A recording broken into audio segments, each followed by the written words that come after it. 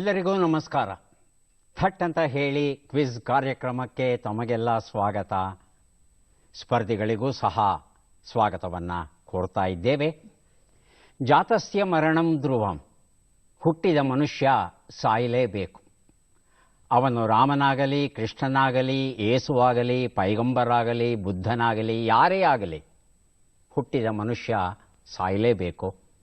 ಇದು ಎಲ್ಲರಿಗೂ ಗೊತ್ತಿರುವಂಥ ವಿಚಾರ.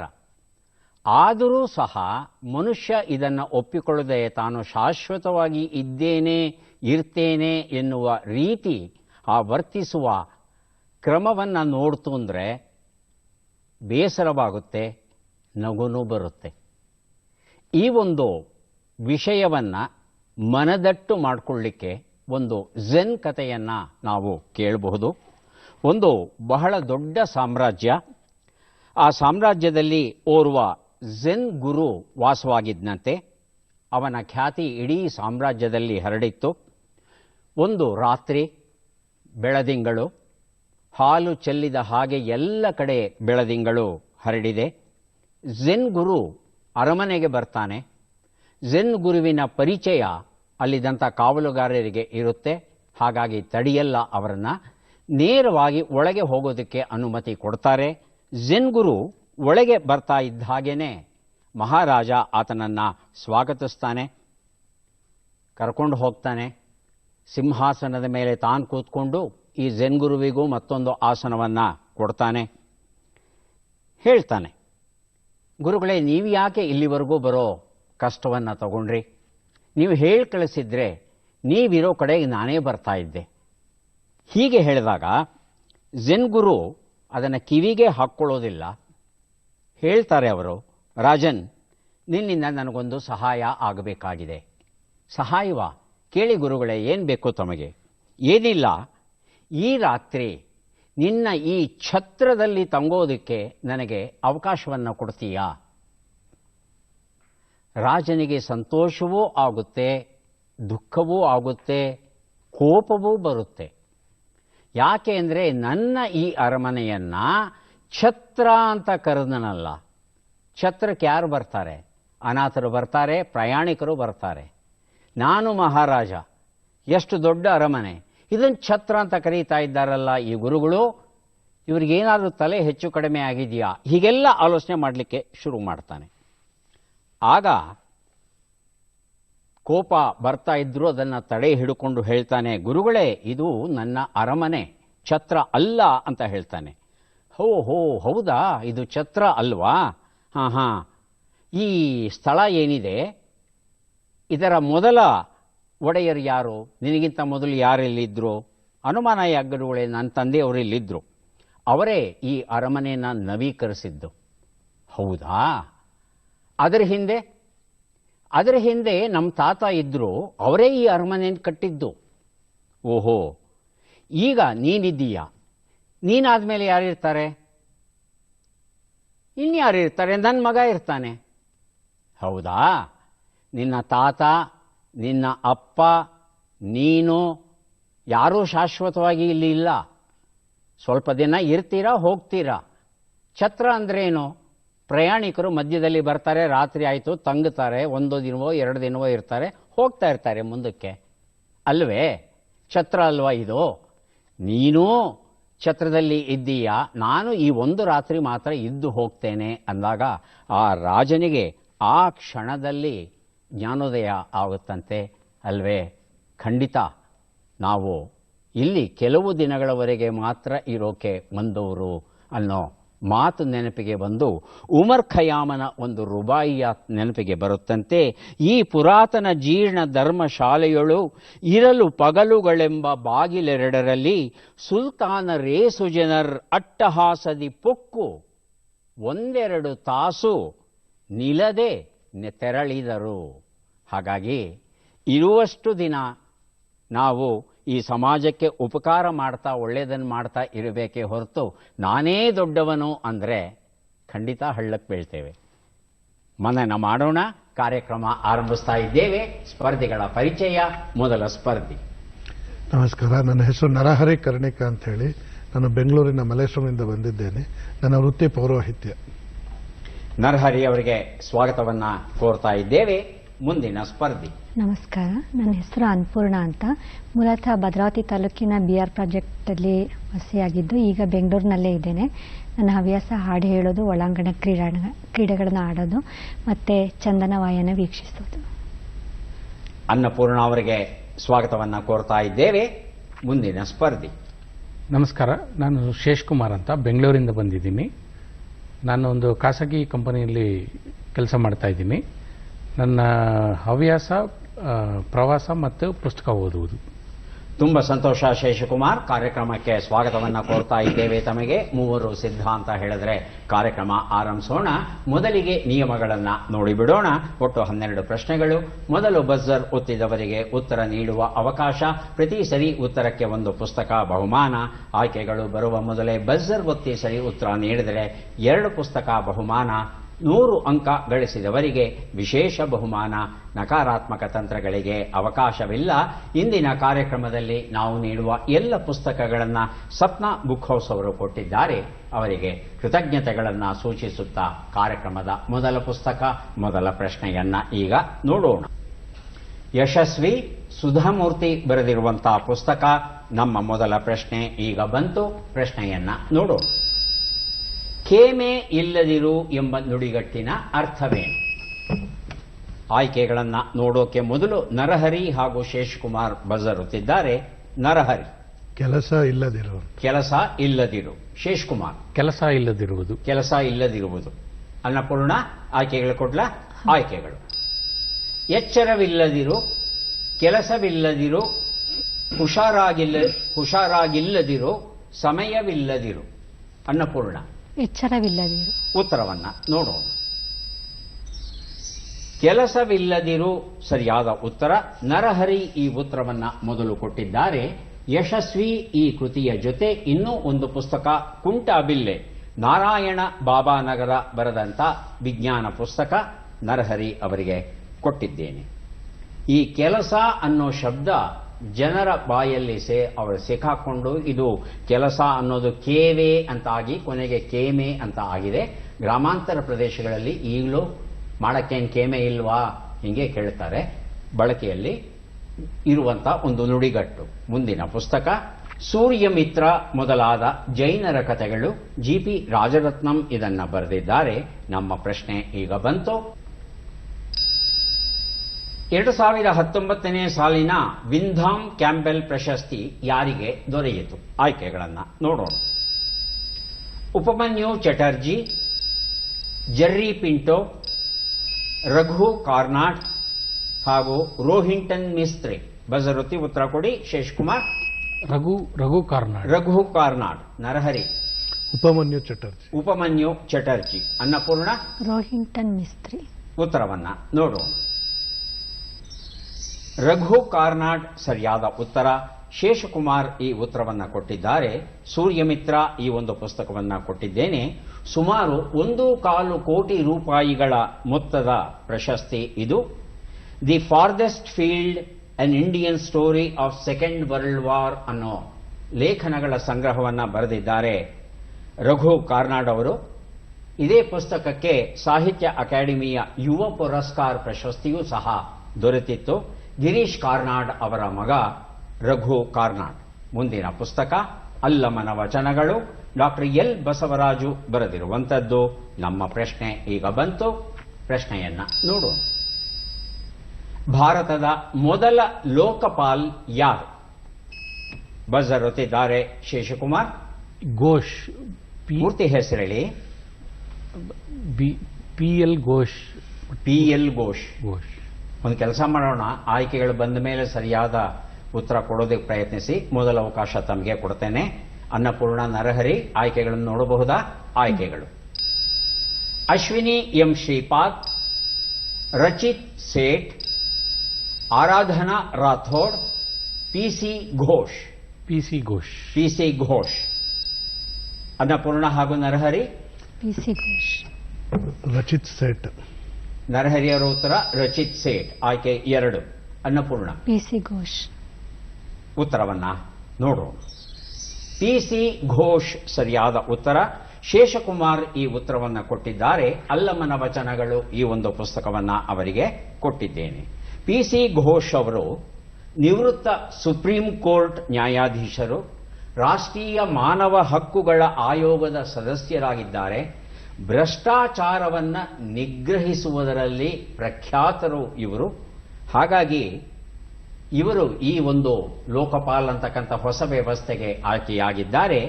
ಈ ವ್ಯವಸ್ಥೆಯ ವಿಶೇಷ ಏನು ಅಂದರೆ, ಪ್ರಧಾನಮಂತ್ರಿಯನ್ನ ಒಳಗೊಂಡ ಹಾಗೆ, ರಾಜ್ಯದ ಯಾವುದೇ ಮುಖ್ಯಮಂತ್ರಿಯನ್ನ ಒಳಗೊಂಡ ಹಾಗೆ ಯಾರ ಮೇಲೆ ಬೇಕಾದರೂ ಇವರು ತನಿಖೆಯನ್ನ ನಡೆಸಬಹುದು.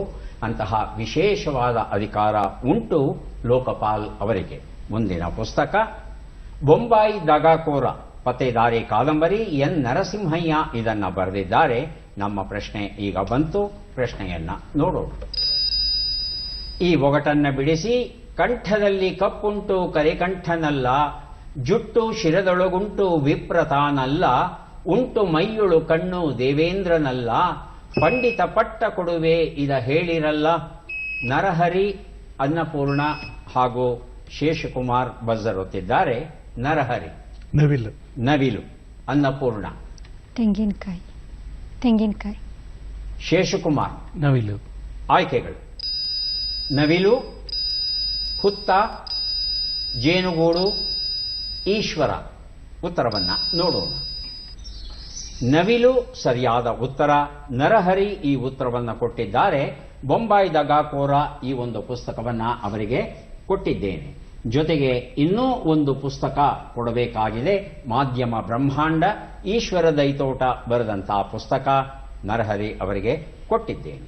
ಮುಂದೆ ಕೊಡಲಿದ್ದೇವೆ ದೇವರ ದಾಸಿಮಯ್ಯನ ವಚನಗಳು ಎನ್ನುವ ಪುಸ್ತಕ. ಡಾಕ್ಟರ್ ಎಲ್ ಬಸವರಾಜು ಸಂಪಾದಿಸಿರುವಂತಹ ಕೃತಿ. ನಮ್ಮ ಪ್ರಶ್ನೆ ಈಗ ಬಂತು. ಈ ಕೆಳಗಿನ ಲೆಕ್ಕಗಳನ್ನು ಪೂರ್ಣಗೊಳಿಸಿ ಉತ್ತರಗಳನ್ನೆಲ್ಲ ಕೂಡಿ ಅಂತಿಮ ಉತ್ತರವನ್ನ ನೀಡಿ. ಲೆಕ್ಕಗಳು ಈಗ ಬಂತು. 1 ನಿಮಿಷದ ಕಾಲಾವಕಾಶ.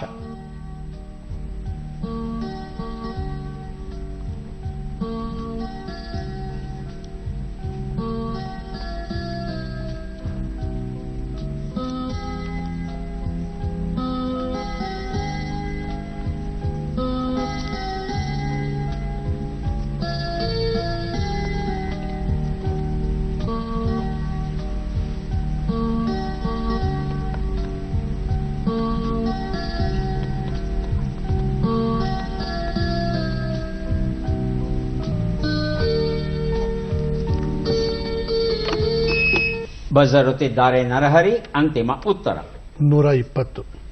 3-2-0. 3-2-0. ಅನ್ನಪೂರ್ಣ ಹಾಗೂ ಶೇಷಕುಮಾರ್. 322.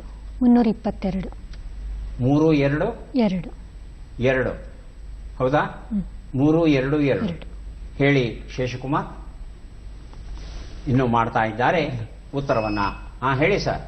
297. ಉತ್ತರವನ್ನ ನೋಡ್ತಾ ಹೋಗೋಣ. ಒಂದು ಉತ್ತರ 85, 39, 168, 30 ಎಲ್ಲವನ್ನ ಕೂಡಿದ್ರೆ 322 ಬಂದಿದೆ. ಈ ಉತ್ತರವನ್ನ ಅನ್ನಪೂರ್ಣ ಅವರು ಕೊಟ್ಟಿದ್ದಾರೆ.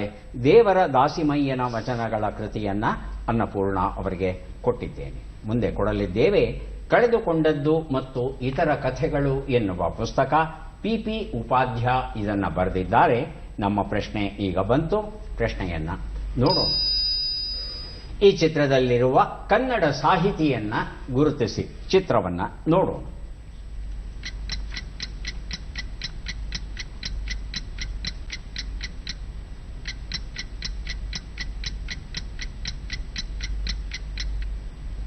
ಆಯ್ಕೆಗಳನ್ನ ನೋಡೋಣ. ಹೇಮಾ ಪಟ್ಟಣಶೆಟ್ಟಿ, ಗೀತಾ ಕುಲಕರ್ಣಿ. ಹೇಳಿ ಶೇಷಕುಮಾರ್. ಗೀತಾ ಕುಲಕರ್ಣಿ. ಗೀತಾ ಕುಲಕರ್ಣಿ ಆಯ್ಕೆ 2. ಅನ್ನಪೂರ್ಣ. ಹೇಮಾ ಪಟ್ಟಣಶೆಟ್ಟಿ ಆಯ್ಕೆ 3. ಶಾಂತಾದೇವಿ ಮಾಳವಾಡ, ಗೀತಾ ನಾಗಭೂಷಣ. ನರಹರಿ. ಶಾಂತಾದೇವಿ ಮಾಳವಾಡ. ಉತ್ತರವನ್ನ ನೋಡೋಣ. ಗೀತಾ ಕುಲಕರ್ಣಿ ಸರಿಯಾದ ಉತ್ತರ. ಶೇಷಕುಮಾರ್ ಈ ಉತ್ತರವನ್ನ ಕೊಟ್ಟಿದ್ದಾರೆ. ಕಳೆದುಕೊಂಡದ್ದು ಈ ಕಥಾಕೃತಿಯನ್ನ ಶೇಷಕುಮಾರ್ ಅವರಿಗೆ ಕೊಟ್ಟಿದ್ದೇನೆ. ಈಗ ಕೊಡ್ತಾ ಇದ್ದೇವೆ ಆಯದ ಕವನಗಳು. ಎಚ್ ಡುಂಡಿರಾಜ್ ಬರೆದಿರುವಂತಹ ಪುಸ್ತಕ. ನಮ್ಮ ಪ್ರಶ್ನೆ ಈಗ ಬಂತು. ಪ್ರಶ್ನೆಯನ್ನ ನೋಡೋಣ. ಈ ಅಕ್ಷರಗಳನ್ನ ಸರಿಯಾಗಿ ಜೋಡಿಸಿ. ಅಕ್ಷರಗಳು ಶಾಮ್, ಕ್ರೂ, ಗಿ, ತಿ, ತಾ, ದು, ಷ್ಣ, ನಾ. 1 ನಿಮಿಷದ ಅವಕಾಶ. ಶೇಷ್ಕುಮಾರ್, ಉತ್ತರ ಕೊಡ್ತೀರಾ? ಇಲ್ಲ ಇಲ್ಲ ಅದು ಇಲ್ಲ ಇಲ್ಲ. ಹೇಳಿ ಹೇಳಿ ಹೇಳಿ ಅನ್ನಪೂರ್ಣ ಅವರೇ. ಶಾಂತಿ ದೂತ ಕೃಷ್ಣ. 8 ಅಕ್ಷರ ಬೇಕು. 8 ಅಕ್ಷರ ಇದೆಯಾ ತಮ್ಮ ಉತ್ತರದಲ್ಲಿ? ಶಾಂತಿ ದೂತನ ಕೃಷ್ಣ. ಶಾಂತಿ ದೂತನಾಗಿ ಕೃಷ್ಣ. ನರಹರಿ? ಸರಿ, ಅದು ಶಾಂತಿ ದೂತನಾಗಿ ಶಾಂತಿ ಕೃಷ್ಣ. ದೂತನಾಗಿ ಕೃಷ್ಣ. ಶೇಷ್ಕುಮಾರ್? ಶಾಂತಿ ದೂತನಾಗಿ ಕೃಷ್ಣ. ಉತ್ತರವನ್ನ ನೋಡೋಣ. ಶಾಂತಿ ದೂತನಾಗಿ ಕೃಷ್ಣ ಉತ್ತರ ಸರಿಯಾಗಿದೆ. ಆಯದ ಕವನಗಳ ಕೃತಿಯನ್ನ ಅನ್ನಪೂರ್ಣ ಅವರಿಗೆ ಕೊಟ್ಟಿದ್ದೇನೆ. ಬರ್ಕ್ಲಿಯಲ್ಲಿ ಬುದ್ಧ ಧ್ಯಾನ ಎನ್ನುವ ಪುಸ್ತಕ. ನಾಡೋಜ ಪ್ರೊಫೆಸರ್ ಕಮಲಾ ಹಂಪನ ಬರೆದಂತಹ ಪುಸ್ತಕ. ನಮ್ಮ ಪ್ರಶ್ನೆ ಈಗ ಬಂತು. ಪ್ರಶ್ನೆಯನ್ನ ನೋಡೋಣ. ನೆಲದ ಮೇಲೆ ಬರೆಯುವ ಹಸೆ ಎಂಬ ಅರ್ಥವನ್ನು ನೀಡುವ ರ ಅಕ್ಷರದಿಂದ ಆರಂಭವಾಗುವ ಮತ್ತೊಂದು ಕನ್ನಡ ಶಬ್ದವನ್ನ ನೀಡಿ ಪ್ರಶ್ನೆಯನ್ನ ಓದಿ ಮುಗಿಸುವಷ್ಟರಲ್ಲಿ ಅನ್ನಪೂರ್ಣ, ನರಹರಿ ಹಾಗೂ ಶೇಷಕುಮಾರ್ ಬಜರುತ್ತಿದ್ದಾರೆ. ಅನ್ನಪೂರ್ಣ. ರಂಗೋಲಿ. ರಂಗೋಲಿ ಅಥವಾ ರಂಗವಲ್ಲಿ. ಹೇಳಿ ನರಹರಿ. ಉತ್ತರ ಅದೇ ಸರ್, ರಂಗೋಲಿ ಅಥವಾ ರಂಗವಲ್ಲಿ. ಶೇಷ್ಕುಮಾರ್? ರಂಗವಲ್ಲಿ. ಆಯ್ಕೆಗಳನ್ನ ನೋಡೋಣ. ರಂಗೇರು, ರಂಗುವಿಡಿ, ರಂಗಾರಿ, ರಂಗವಲ್ಲಿ. ತಾವೆಲ್ಲ ರಂಗವಲ್ಲಿ ಅಂತ ಹೇಳ್ತಾ ಇದ್ದೀರಿ, ಹೌದಾ? ನೋಡೋಣ. ರಂಗವಲ್ಲಿ ಉತ್ತರ ಸರಿಯಾಗಿದೆ. ಈ ಉತ್ತರವನ್ನು ಮೊದಲು ಕೊಟ್ಟದ್ದು ಅನ್ನಪೂರ್ಣ ಅವರಲ್ವಾ? ಹೌದು ಸರ್. ಅನ್ನಪೂರ್ಣ ಅವರಿಗೆ ಬರ್ಕ್ಲಿಯಲ್ಲಿ ಬುದ್ಧ ಧ್ಯಾನ ಈ ಒಂದು ಪುಸ್ತಕ ಜೊತೆಗೆ ಇನ್ನೂ ಒಂದು ಪುಸ್ತಕ ಕೊಡಬೇಕಾಗಿದೆ. ಕಂದಗೆ ಬೇಕು ಕೌಶಲ. ಡಾಕ್ಟರ್ KR ಶ್ರೀಧರ್ ಬರೆದಂತಹ ಪುಸ್ತಕ. 2 ಪುಸ್ತಕ ಅನ್ನಪೂರ್ಣ ಅವರಿಗೆ ದೊರೆತಿದೆ. ರಂಗಾರಿ ಅಂದ್ರೆ ಬಣ್ಣದ ಕೆಲಸ ಮಾಡುವವನು, ಪೇಂಟರ್ ಅನ್ನೋ ಅರ್ಥ ಬರುತ್ತೆ. ರಂಗೇರು ಅಂದ್ರೆ ಬಣ್ಣವೇರು ಎನ್ನುವ ಅರ್ಥ. ರಂಗುವಿಡಿ ಅಂದ್ರೆ ಕೆಂಪು ಬಣ್ಣವನ್ನ ತಳಿ ಎನ್ನುವ ಅರ್ಥ ಬರುತ್ತೆ ಈ ಶಬ್ದಗಳಿಗೆ. ಅತಿರಿಕ್ತೆ ಸುಧಾಮೂರ್ತಿ ಬರೆದಂತ ಕನ್ನಡ ಕಾದಂಬರಿ ಈಗ ಕೊಡ್ತಾ ಇದ್ದೇವೆ. ವೀಕ್ಷಕರ ಪ್ರಶ್ನೆ ಈಗ ಬಂತು. ಈ ಒಂದು ಪ್ರಶ್ನೆಯನ್ನ ನಮಗೆ ಕಳಿಸಿಕೊಟ್ಟಿದ್ದಾರೆ ಬಿ ಗುರುಸ್ವಾಮಿ ಚಿತ್ರದುರ್ಗ ಅವರು. ಪ್ರಶ್ನೆ: ವಿಶ್ವದಲ್ಲಿಯೇ ಅತ್ಯುತ್ತಮ ಪಿಲ್ಲೋಲಾವಾ ಮಾದರಿ ಚಿತ್ರದುರ್ಗದ ಬಳಿಯ ಯಾವ ಸ್ಥಳದಲ್ಲಿ ಇದೆ? ಆಯ್ಕೆಗಳನ್ನ ನೋಡೋಣ. ಮರಡಿಹಳ್ಳಿ, ಹೊಸದುರ್ಗ, ಜೋಗಿಮಟ್ಟಿ, ಮೊಳಕಾಲ್ಮೂರು. ಹೇಳಿ ಶೇಷ್ಕುಮಾರ್. ಜೋಗಿಮಟ್ಟಿ. ಜೋಗಿಮಟ್ಟಿ ಆಯ್ಕೆ 3. ನರಹರಿ? ಜೋಗಿಮಟ್ಟಿ. ಅದೇ ಉತ್ತರ. ಅನ್ನಪೂರ್ಣ? ಮರಡಿಹಳ್ಳಿ. ಮರಡಿಹಳ್ಳಿ. ಉತ್ತರವನ್ನ ನೋಡೋಣ. ಮರಡಿಹಳ್ಳಿ ಅನ್ನೋದು ಸರಿಯಾದ ಉತ್ತರ ಆಗಿತ್ತು. ಅನ್ನಪೂರ್ಣ 3ನೇವರಾಗಿ ಉತ್ತರ ಕೊಟ್ಟಿದ್ದಾರೆ. ಅತಿರಿಕ್ತೆ ಕೃತಿ ನನ್ನಲ್ಲೇ ಉಳಿಬೇಕಾಗಿ ಬಂತು. ಏನಿದು ಪಿಲ್ಲೋಲಾವಾ ಅಂದ್ರೆ? ಇದನ್ನ ತಿಳ್ಕೋಬೇಕಾಗುತ್ತೆ. ಒಂದು ಕಾಲದಲ್ಲಿ ಚಿತ್ರದುರ್ಗವಿದ್ದಂತಹ ಸ್ಥಳ ಕರ್ನಾಟಕದ ಬಹುಭಾಗ ಸಮುದ್ರದ ಕೆಳಗೆ ಇತ್ತು. ಆಗ ನೆಲ ಬಿರುಕು ಬಿಟ್ಟಾಗ ಅದರಿಂದ ಈ ಶಿಲಾಪಾಕ ಅಂತ ಕರಿತೇವೆ ಕನ್ನಡದಲ್ಲಿ, ಇಂಗ್ಲಿಷಲ್ಲಿ ಮ್ಯಾಗ್ಮಾ ಅಂತ ಕರೀತಾರೆ. ಅದೇ ಮ್ಯಾಗ್ಮಾ ಭೂಮಿಯ ಒಳಗಿಂದ ಹೊರಗೆ ಬಂದು ಹರಿದಾಗ ಅದನ್ನು ಲಾವಾ ಅಂತ ಕರೀತೇವೆ. ಹೀಗೆ ಭೂಮಿಯ ಒಳಗೆ ಇದ್ದಂಥ ಶಿಲಾಪಾಕ ಹೊರಗೆ ಹರಿದಾಗ ಅಲ್ಲಿ ತಣ್ಣಗೆ ಆಗೋದಕ್ಕೆ ಏನಾದರೂ ವ್ಯವಸ್ಥೆ ಇದ್ರೆ ಸಮುದ್ರ ತಳದಲ್ಲಿ ಆಯ್ತಲ್ಲ, ಆ ನೀರು ಇದ್ದ ಕಾರಣ ಏನಾಗುತ್ತೆ, ಅದು ಗುಪ್ಪೆ ಗುಪ್ಪೆಯಾಗಿ ತಣಿಯುತ್ತೆ. ಅದು ಪಿಲ್ಲೋ ಅಂದ್ರೆ ಏನು? ತಲೆದಿಂಬು. ತಲೆದಿಂಬುವನ್ನ ಹಾಗೆ ದುಂಡಗೆ ಇರ್ತಕ್ಕಂಥ ರಚನೆಗಳು, ಇದನ್ನ ಪಿಲ್ಲೋಲಾವಾ ಅಂತ ಹೇಳ್ತೇವೆ. ಕೆಲವು ಅಡಿಗಳಷ್ಟು ದೊಡ್ಡದಾಗಿರುತ್ತೆ. ಇಂತಹ ಮಾದರಿ ನಮ್ಮ ಮರಡಿಹಳ್ಳಿಲಿ ಇರೋ ಹಾಗೆ ಜಗತ್ತಿನ ಬೇರೆ ಕಡೆ ಇಲ್ಲ. ಬೇರೆ ಕಡೆ ಇದೆ ಪಿಲ್ಲೋಲಾವಾ, ಆದರೆ ಇಲ್ಲಿ ರಕ್ಷಿತವಾದಷ್ಟು ಸುಸ್ಥಿತಿಯಲ್ಲಿ ಬೇರೆ ಕಡೆ ಇಲ್ಲ. ವಿಶ್ವದ ಅನೇಕ ಭೂಗರ್ಭ ಶಾಸ್ತ್ರಜ್ಞರು ಮರಡಿಹಳ್ಳಿಗೆ ಬಂದು ಆ ಪಿಲ್ಲೋಲಾವಾಗಳನ್ನು ಅಧ್ಯಯನ ಮಾಡ್ತಾರೆ. 3 ಪುಸ್ತಕವನ್ನ ಕೊಡೋದಕ್ಕೆ ಈಗ ಸಿದ್ಧವಾಗಿದ್ದೇವೆ. ಪದಬಂಧ ಬಂದಿದೆ. ಸುಳುಹುಗಳನ್ನು ಈಗ ನೋಡೋಣ. ಅಪಹಾಸ್ಯಕ್ಕೆ ಒಳಗಾಗುವುದು, ಓರಗಿತ್ತಿ, ಅಭಿನಯ. 1 ನಿಮಿಷದ ಕಾಲಾವಕಾಶ.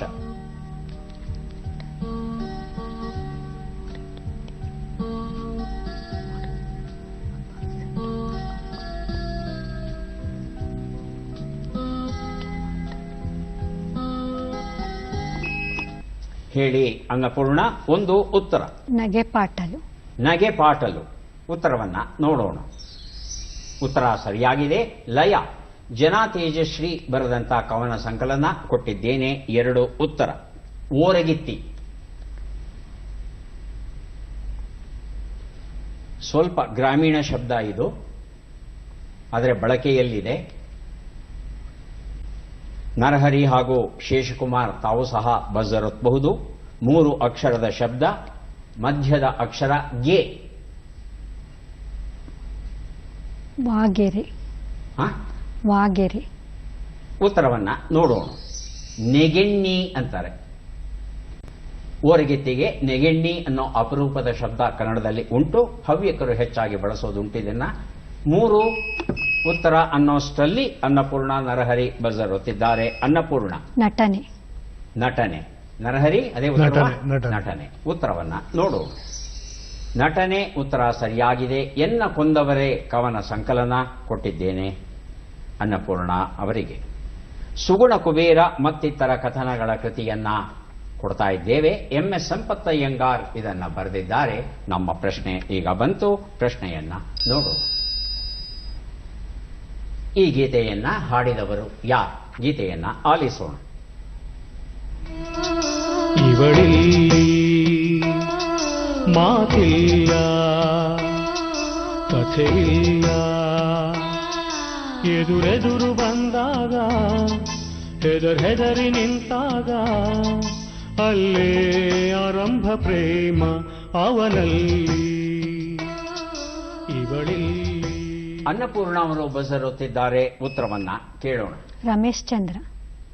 ರಮೇಶ್ ಚಂದ್ರ ಅಂತಲ್ಲ? ಹಾ ಹೇಳಿ ಶಶಿಕುಮಾರ್. ರಮೇಶ್ ಚಂದ್ರ. ರಮೇಶ್ ಚಂದ್ರ. ನರಹರಿ ಉತ್ತರ ಕೊಡ್ತಾರ? ಆಯ್ಕೆಗಳು. LN Shastri, SPB, Hemant, Rajesh Krishnan. LN Shastri. LN Shastri ಆಯ್ಕೆ 1. ಉತ್ತರವನ್ನ ನೋಡೋಣ. LN ಶಾಸ್ತ್ರಿ ಸರಿಯಾದ ಉತ್ತರ ಆಗಿತ್ತು. ಆದರೆ ನರಹರಿ ಅವರು 3ನೇವರಾಗಿ ಉತ್ತರ ಕೊಟ್ಟಿದ್ದಾರೆ. ಸುಗುಣ ಕುಬೇರ ನನ್ನಲ್ಲೇ ಉಳಿಬೇಕಾಗಿ ಬಂತು. ಈ ಒಂದು ಪುಸ್ತಕ ಎನ್ನುವ ಚಿತ್ರದ ಹಾಡಾಗಿತ್ತು. ಈಗ ಬಂದಿದ್ದೇವೆ ಕೊನೆಯ ಪ್ರಶ್ನೆಗೆ, ಬಂಪರ್ ಪ್ರಶ್ನೆಗೆ. 4 ಪುಸ್ತಕಗಳು: ರನ್ನ, ಕುಮಾರವ್ಯಾಸ, ವಡ್ಡಾರಾಧನೆ, ಕಥಾಸಾಗರ. ನಮ್ಮ ಪ್ರಶ್ನೆ: ಇದೊಂದು ಮಕ್ಕಳ ಜನ್ಮದತ್ತ ಸಮಸ್ಯೆ. ಸಂವಹನ, ಸಾಮಾಜಿಕ ಸಂಪರ್ಕಗಳ ಕೊರತೆಯ ಜೊತೆಗೆ ಮಾಡಿದ ಕೆಲಸವನ್ನೇ ಮತ್ತೆ ಮತ್ತೆ ಮಾಡ್ತಾ ಇರ್ತಾರಂತೆ ಈ ಮಕ್ಕಳು. ಹುಟ್ಟಿನಿಂದ ಬರುವಂತಹ ಸಮಸ್ಯೆ. ಸುಳುಹು 1. ಲಕ್ಷಣಗಳು ಸಾಮಾನ್ಯವಾಗಿ ಮಗುವಿನ ಮೊದಲ 3 ವರ್ಷಗಳಲ್ಲಿ ಕಂಡುಬರೋದಕ್ಕೆ ಶುರುವಾಗುತ್ತೆ. ಸುಳುಹು 2. ಆನುವಂಶಿಕ ಕಾರಣಗಳ ಜೊತೆ ಪರಿಸರ ಕಾರಣಗಳೂ ಇರುತ್ತವಂತೆ. ಗರ್ಭಾವಧಿಯಲ್ಲಿ ಸೋಂಕು, ಮದ್ಯಪಾನ ಸೇವನೆ, ಮಾದಕ ವಸ್ತುಗಳ ಚಟ, ಕೀಟನಾಶಕಗಳ ಸಂಪರ್ಕ, ಪರಿಸರ ಮಾಲಿನ್ಯ ಇತ್ಯಾದಿ ಅನೇಕ ಕಾರಣಗಳಿಂದಲೂ ಈ ವೈಪರೀತ್ಯ ಕಂಡುಬರಬಹುದಂತೆ. ಸುಳುಹು 3. ಚಿಕಿತ್ಸೆಯಿಲ್ಲ. ಪ್ರತಿ ವರ್ಷ ಏಪ್ರಿಲ್ 2ರಂದು ಈ ಸಮಸ್ಯೆಯನ್ನ ಕುರಿತು ಅಂತಾರಾಷ್ಟ್ರೀಯ ಜಾಗೃತಿ ದಿನವನ್ನಾಗಿ ಆಚರಿಸುವರು. ಯಾವ ಸಮಸ್ಯೆಯ ಬಗ್ಗೆ ಮಾತಾಡ್ತಾ ಇದ್ದೇವೆ? ಇತ್ತೀಚಿನ ದಿನಗಳಲ್ಲಿ ಹೆಚ್ಚಾಗಿದೆ. ಉತ್ತರವನ್ನ ಹೇಳಿ ಸರ್. ಮಾನಸಿಕ ಸಮಸ್ಯೆ. ಮಾನಸಿಕ. ಉತ್ತರವನ್ನ ನೋಡೋಣ. ಇದನ್ನ ಕನ್ನಡದಲ್ಲಿ ಸ್ವಮಗ್ನತೆ ಅಂತ ಹೇಳ್ತೇವೆ, ಆಟಿಸಮ್ ಅಂತ ಹೇಳ್ತೇವೆ. ಇದನ್ನ ಇತ್ತೀಚಿನ ದಿನಗಳಲ್ಲಿ ಬಹಳ ಬಹಳ ಬಹಳ ಕಂಡು ಬರ್ತಾ ಇದೆ. ಒಂದು ವೈದ್ಯರ ಅನುಮಾನ ಏನು ಅಂದ್ರೆ, ಈ ರೀತಿ ಹೆಚ್ಚಾಗೋದಿಕ್ಕೆ ಆನುವಂಶಿಕ ಕಾರಣ ಇರಲಾರದು, ಮುಖ್ಯವಾಗಿ ಮಾಲಿನ್ಯತೆ, ಅದರಲ್ಲೂ ಕೀಟನಾಶಕಗಳು ಏನಿದೆ ಅದರಿಂದ ಈ ಸಮಸ್ಯೆ ಹೆಚ್ಚು ಕಂಡು ಬರ್ತಾ ಇದೆ ಅಂತ ಒಂದು ಲೆಕ್ಕಾಚಾರ, ಒಂದು ಊಹೆಯನ್ನ, ಒಂದು ವೈಜ್ಞಾನಿಕ ಊಹೆಯನ್ನ ಮಾಡ್ತಾ ಇದ್ದಾರೆ ವಿಜ್ಞಾನಿಗಳು. ಯಾಕಂದ್ರೆ ಕೀಟನಾಶಕಗಳು ಎಲ್ಲೆಡೆ ತುಂಬಿದೆ. ಹಾಲು ತಗೊಳ್ಳಿ, ತರಕಾರಿ ತಗೊಳ್ಳಿ, ಅಕ್ಕಿ ತಗೊಳ್ಳಿ, ಗೋಧಿ ತಗೊಳ್ಳಿ, ಏನು ತಿನ್ನುವ ವಸ್ತು ತಗೊಳ್ಳಿ, ಅದರಲ್ಲಿ ಕೀಟನಾಶಕ ಇರುತ್ತೆ. ಹೀಗೆ ಅವ್ಯಾಹತವಾಗಿ ಸೇವಿಸ್ತಾ ಇದ್ರೆ ಹುಟ್ಟೋ ಮಕ್ಕಳಲ್ಲಿ ಆಟಿಸಮ್ ಕಂಡು ಬರೋ ಹಾಗೆ, ಹಿರಿಯರಲ್ಲಿ ಕ್ಯಾನ್ಸರ್ ಪ್ರಮಾಣ ಹೆಚ್ಚುತ್ತೆ ಅಂತಲೂ ಹೇಳ್ತಾರೆ. ಈ ಬಗ್ಗೆ ಸಾಕಷ್ಟು ಸಂಶೋಧನೆ ಇನ್ನೂ ನಡೀಬೇಕಾಗಿದೆ.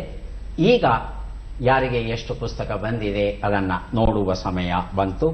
ನರಹರಿ ಅವರಿಗೆ ಒಟ್ಟು ದೊರೀತಾ ಇದೆ 4 ಪುಸ್ತಕಗಳು. ಪುಸ್ತಕಗಳನ್ನು ದಯವಿಟ್ಟು ಸ್ವೀಕರಿಸಿ ಕಾರ್ಯಕ್ರಮದಲ್ಲಿ ಭಾಗವಹಿಸಿದ್ದಕ್ಕೆ ತಮಗೆ ಅಭಿನಂದನೆಗಳನ್ನು ಸಲ್ಲಿಸ್ತಾ ಇದ್ದೇವೆ. ನಮಸ್ತೆ, ಅಭಿನಂದನೆಗಳು.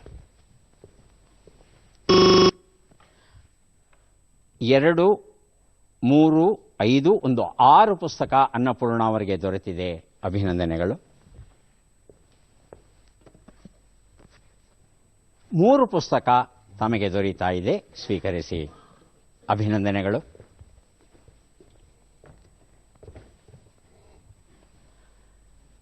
ಮತ್ತೆ ಭೇಟಿಯಾಗೋಣ. ನಮಸ್ಕಾರ.